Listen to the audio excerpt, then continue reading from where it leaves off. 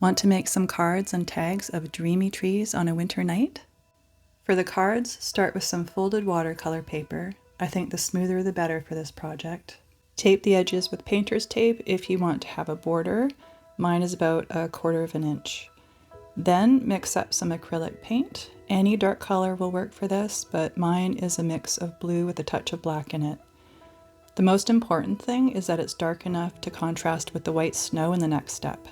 While that's drying, cut out some simple little trees. I use cardstock for mine, but I think printer paper would work well too. Then move the trees around on the card until you're happy with the arrangement. I found that putting smaller ones at the top gave it a bit more depth, as if they were off in the distance. Also, it can be a good idea to use odd numbers rather than even, so maybe try 3 or 5 trees.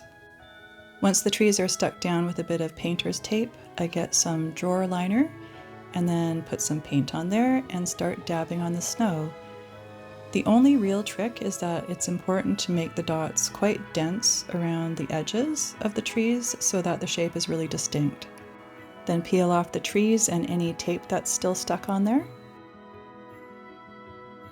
And at this point I thought I was done, so I peeled off the tape around the edges, but then I realized that the trees needed a little snow as well.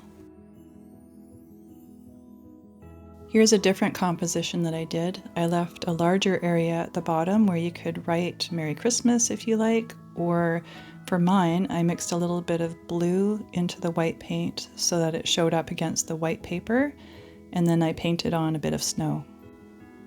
It's going to be the same idea for the tags, but just make sure you leave a bigger border at the bottom if you want to write on there.